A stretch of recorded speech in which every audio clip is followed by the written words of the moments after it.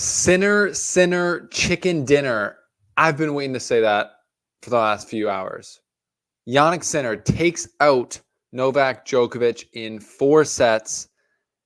Amazing performance from Jannik, staying calm, staying collected, playing the way he needed to against a very flat Novak Djokovic. Biggest win of Jannik Sinner's career for sure. Solidifies, in my opinion, and many others, the fact that he is at the top now officially, and he's going to have a great chance to win in the final in his first major final. So huge win for Sinner. Confusing performance from Novak. We're going to get into it all. How Sinner dominated, what Djokovic didn't do, and what the future looks like for Djokovic going forward. This is the slice. We're going to talk about it. Thanks for being here. Let's go on.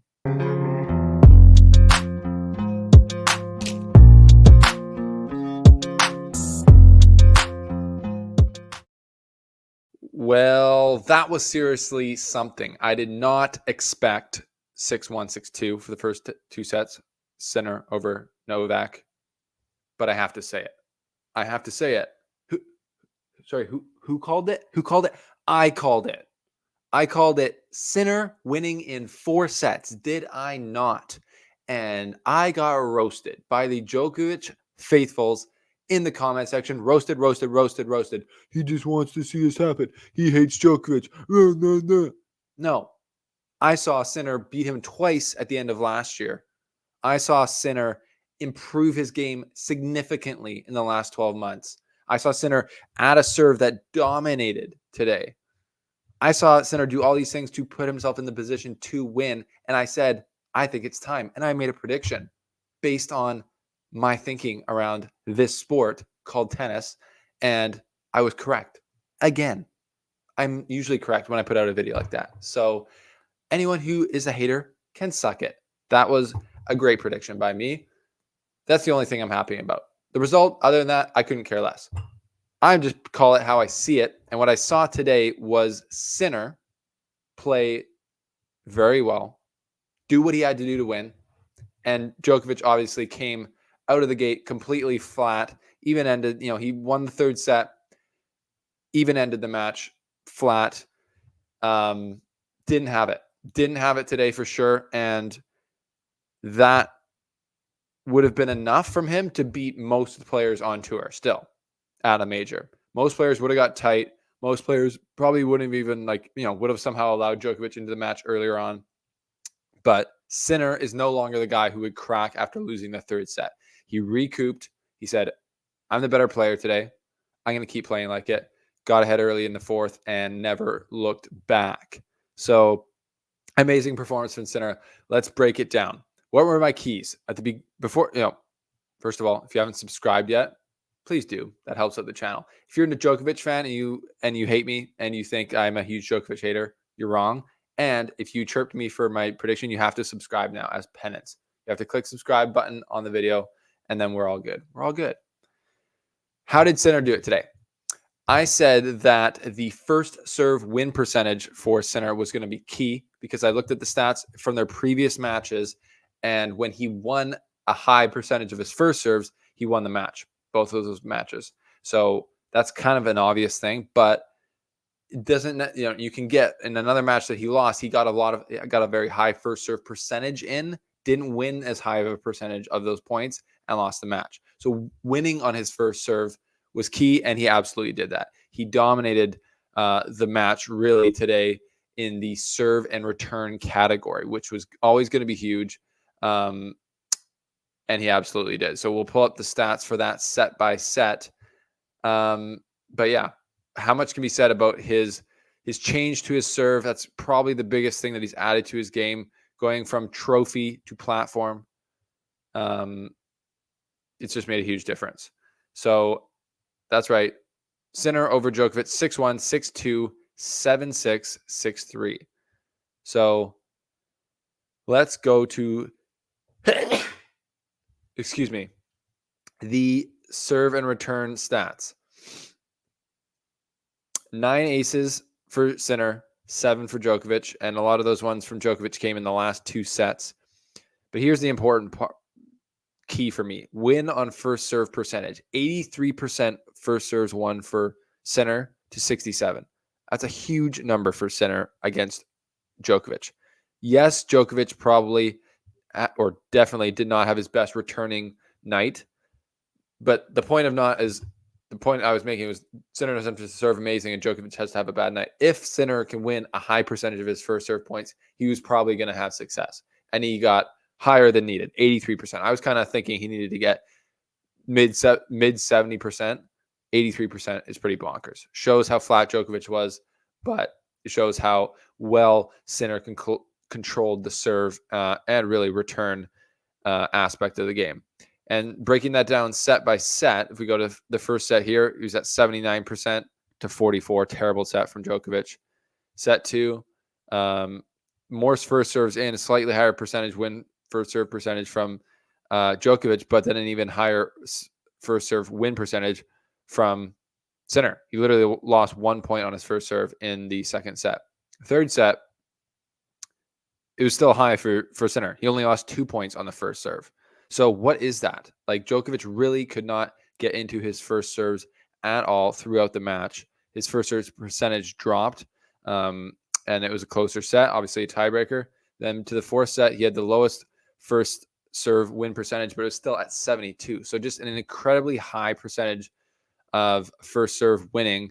The entire match, I mean, Djokovic only won 11 points on the Sinner first serve. So that is, I thought I had that showing the whole time. But that is just super impressive from Sinner. He won that part of the match, and that was going to be key for him.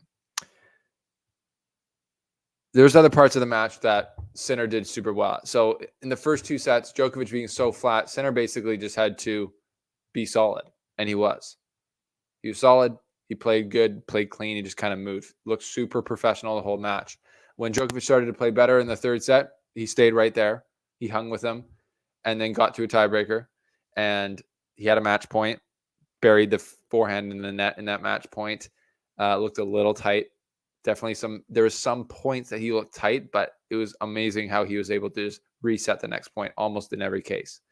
And then fourth set, you're thinking there's a break. Djokovic changed his clothes.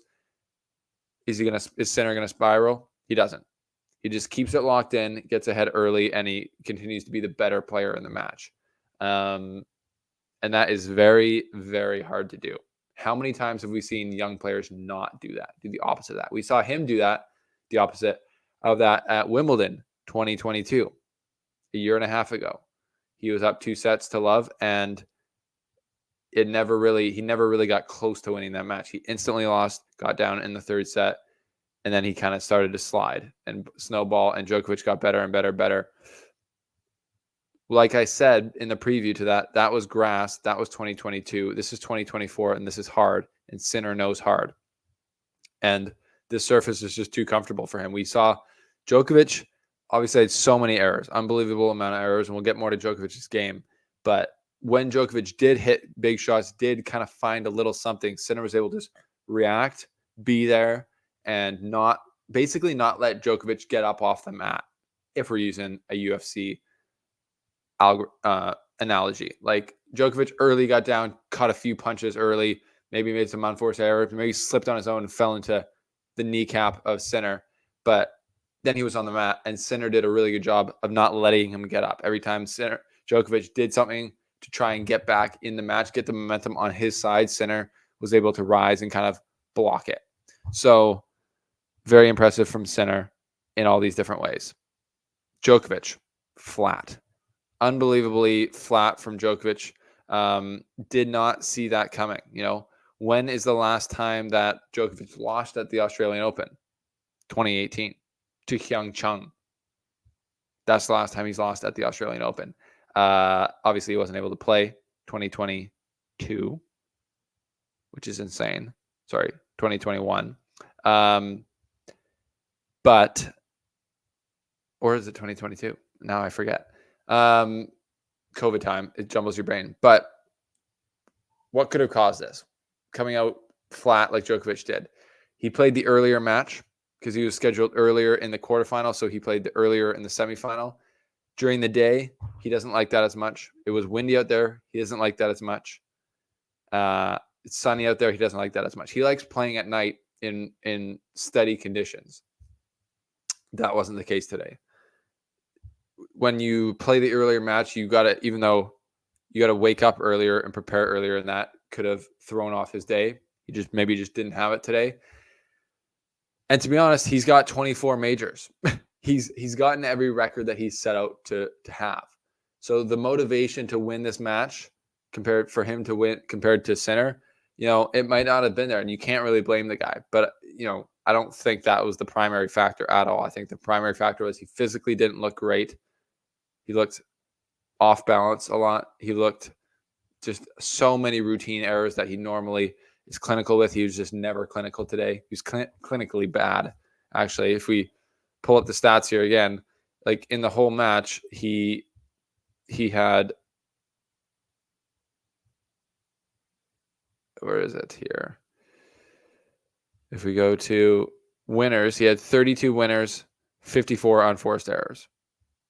Sinner has 31 errors, or winners, 28 unforced errors. So just, one of the worst, really, if we're just, without over dramatizing this, one of the worst matches Djokovic has played in recent memory, probably since 2018, 2017, and he was injured at that time. So this is one of the worst matches that he's played since then, I believe. And he just couldn't get it going. Like I said, against a lesser opponent, I believe he would have found something in the fourth set. And with that opponent faltering, he could have gotten the momentum back more on his side. He kind of just got the momentum, only ever got to even, I would say. I would never say Djokovic had the momentum in this match. But Sinner is absolutely tier 1 player in the world, and you just can't play that poorly against a guy like Sinner and win anymore. It doesn't matter who you are. So yeah, the Sinner growth. I always want to talk a little bit about this cat's growth as a player. He was always known as having huge power, the ability to slap through the court and hit through any player.